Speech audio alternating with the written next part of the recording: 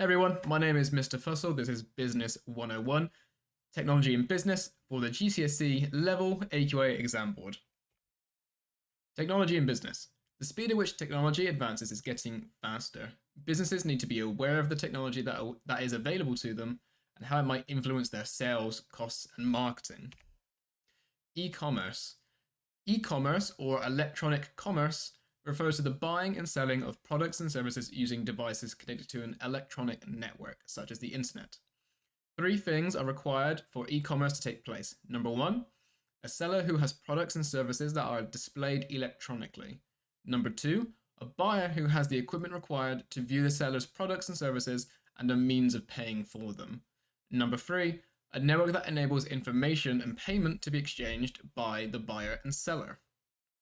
Now let's go over some advantages and disadvantages of e-commerce. First up, let's do the advantages. Number one, it attracts customers across the globe. Number two, you can sell your product or service at any time of the day or night. Number three, you receive payments immediately. And number four, it reduces overhead costs compared to running a physical shop, so it's cheaper.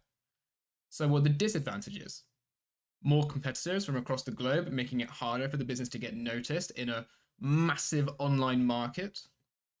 Employees may need new skills, e.g. website maintenance. Procedures required for how products and services will be delivered and processing returns. And a need to maintain and update technologies, including security software, which may be expensive. Now let's talk about social media. Social media has grown to become an important part of business, particularly in relation to marketing activities. Any form of electronic communication that enables users to share ideas, content, information, and messages can be described as social media. There are many different platforms available, with Facebook, Instagram, and Twitter amongst the most well-known. How businesses use social media. So most businesses, social media activity will involve either selling and marketing, interacting with customers. That could be questions, questions, queries, just general competitions, perhaps, that kind of thing. So just interacting with customers and communicating with stakeholders. So this is how they can communicate to stakeholder groups what they are doing to basically please those groups. Using social media for sales and marketing. So social media is a relatively cheap way to advertise in a visual or written form. It can be used by both large and small businesses to attract a target audience that is interested in the products and services being promoted or sold. Businesses can encourage people to follow their activities and promotions. In this way, businesses can gain loyalty and can gain it relatively quickly, depending on how good their marketing campaign is. So, using social media to interact with customers. Businesses can use social media to see what customers are saying about their products and services. Additionally, customers can ask questions or express their views about the products and services of a business. These customer interactions need to be handled carefully, as inaccurate or inappropriate responses can be shared quickly and easily, creating bad publicity for the business. Using social media to communicate with stakeholders. Social media platforms such as LinkedIn can be used to contact other businesses and network with relevant people and organizations. Many businesses now use social media as part of their recruitment process, not just for advertising vacancies, but also to gain an insight into any applicants by looking at the social media activity. Closed social media tools are sometimes used by some businesses for informal or internal communication with staff. Now, communication is the process of sending information to others and receiving information back from them. Digital communication involves sending and receiving such information electronically, so not in person, mouth to mouth. Digital communication tools. So, there are several digital tools that are commonly used in business to communicate, both internally and externally, including email. So email, electronic mail, enables written messages to be sent instantly to others, and files can be shared as attachments. Mobile phones. Mobile phones enable verbal conversations to be conducted anywhere. They also allow short written messages to be sent. Mobile applications. So apps are designed to run on smartphones and tablets, They can be used to create documents, take pictures, enable banking transactions, many, many things, many, many things. Websites is a page or group of pages containing written and visual information using various media. Social media, a variety of web platforms that enable users to share ideas, content, information, and messages. Web conferencing, a meeting that uses communication software to stream images and/or voices over the internet between participants in different locations. Cloud services, software such as online document editing and data storage that is run from a remote location, but that can be accessed from anywhere if a connection to the internet is maintained. Instant messaging, software that enables users to send instant messages, usually in the form of a text, to each other. Now, you'll probably know what most of these are, or have a vague idea of what most of these are, but if you just jot down the definitions in your workbooks or whatever you use to, write all your work down in, just have these definitions handy because you never know when you might need one. Now, payment methods. In the UK, use of cash to make payments has fallen significantly in recent years. In 2008, 60% of all payments made in the UK were made in cash. By 2018, this had fallen to 28%. That is a substantial decrease.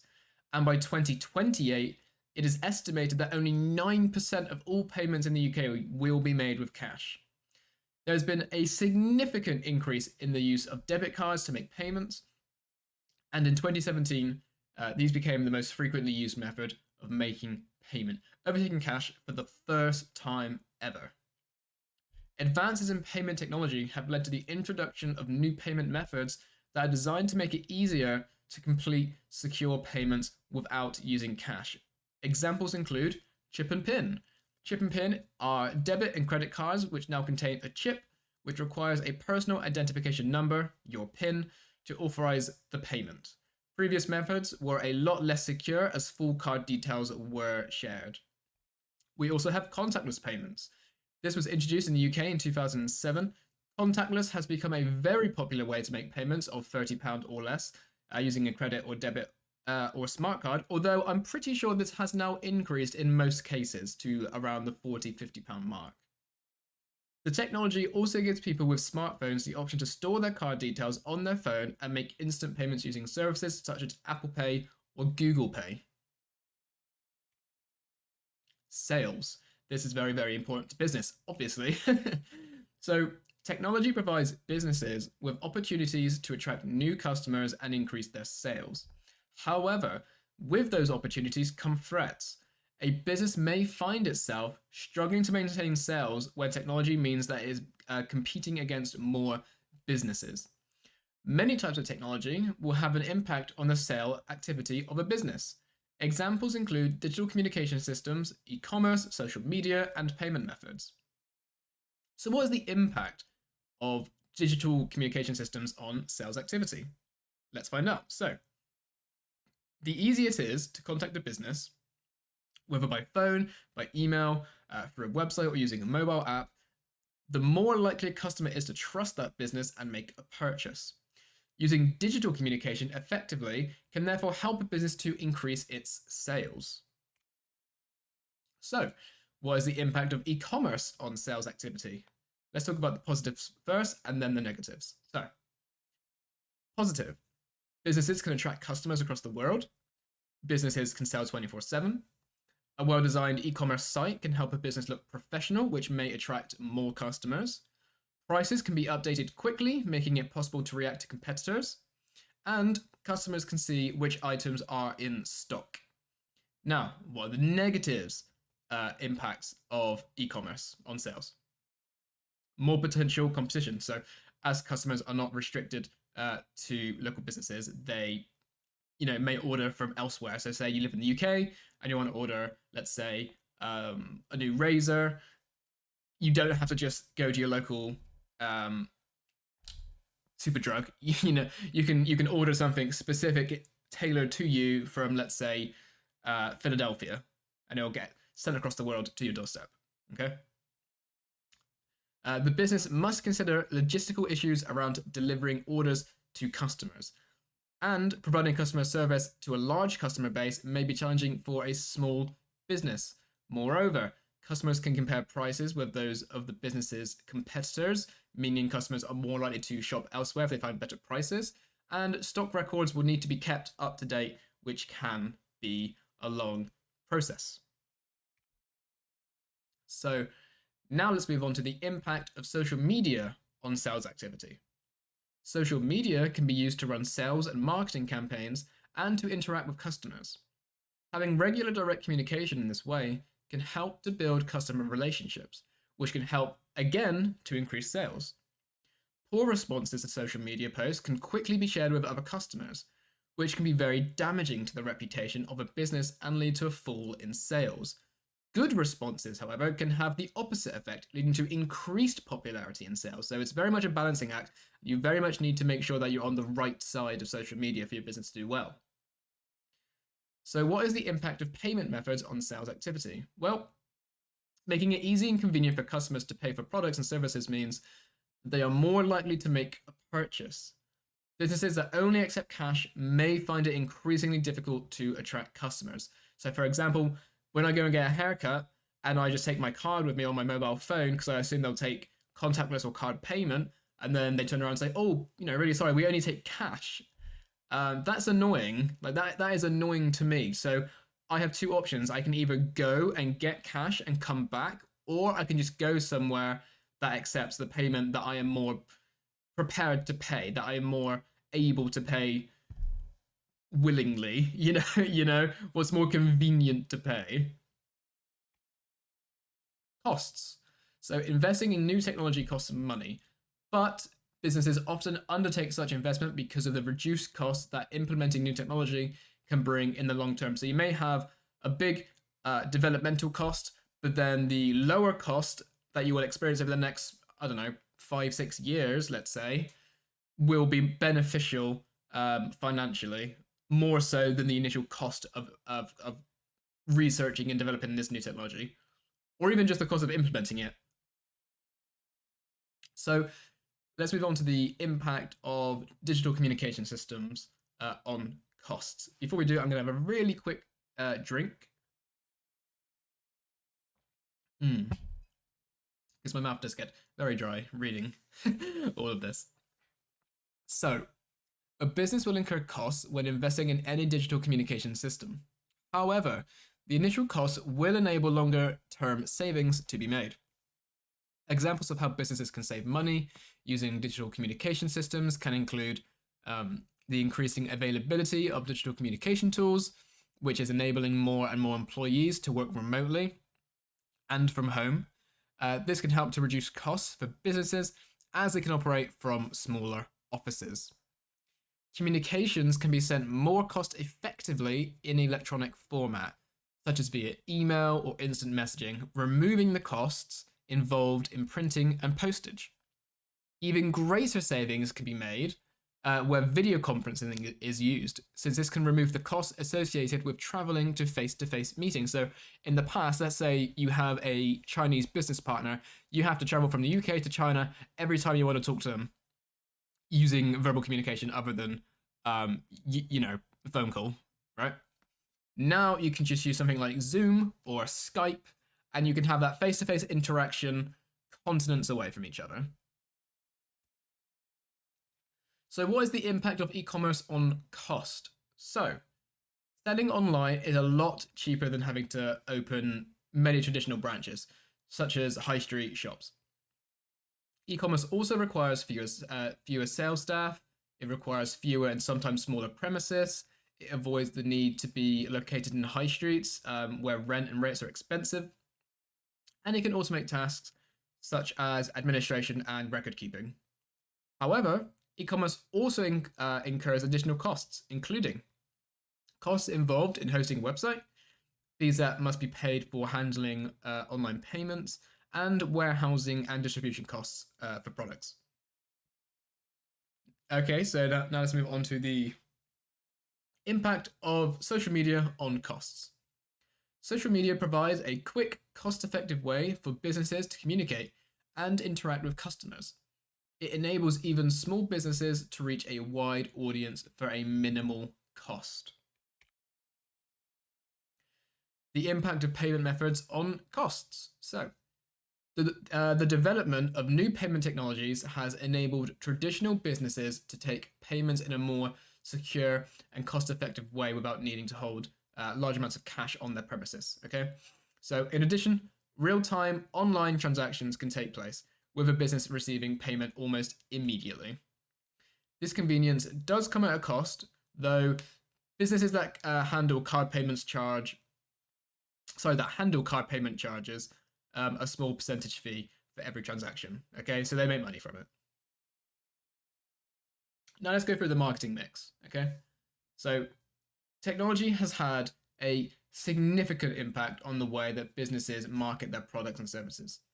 The speed at which technology develops means that successful businesses need to be flexible and adapt to change so that they can respond quickly to customers. Technology affects the marketing mix, product, price, place, and promotion in various ways. So, what are they? Product. Products can be adapted and assessed easily in a format that is convenient to the customer. Price. Money saved by using digital communication can help a business take its prices low. Place. Customers can access services regardless of where they are, e.g. through mobile banking apps. And promotion. Businesses can email newsletters, track customer behaviors on social media and their website, and advertise online. Now, the impact of e-commerce on the marketing mix. Again, product. Customers can download digital products, e.g. music tracks or books, immediately after payment. Price. Customers can compare prices across online sellers easily, so prices need to be competitive. Place. Selling online provides another way for customers to make a purchase at any time, wherever they are. And promotion. Promotional offers, or flash sales, are easy to implement through an e-commerce website. And again, let's move on. The impact of social media on the marketing mix. Product. Product information can be shared using video demonstrations where appropriate. Price. Cost savings may enable a business to lower its prices. Place. Businesses can interact with customers around the world regardless of location. And promotion. Social media is a cost-effective way of targeting promotions at specific groups of customers. Now, finally, this is the final one, I promise you. The impact of payment methods on the marketing mix. So, product. Online payment methods allow digital products to be purchased easily. Price. Any fees incurred through the use of specific payment methods need to be accounted for when setting the price of a product. Place. New payment methods have facilitated the ability to sell products online. And finally, promotion. Businesses can promote the fact they offer a variety of ways for a customer to pay, e.g. cash, card, PayPal, credit card, etc. And with that being said, guys, that is everything I have to say about technology and business. I hope everybody learned some very valuable lessons today when it comes to technology and business, and I hope you stick around for the next lesson. Please do leave a comment in the comment section if you have any questions that were not answered throughout this video, and make sure to like the video and subscribe to the channel if you want more business lessons in the future. I've been Mr. Fussell from Business 101, and I hope you have a good day. Goodbye.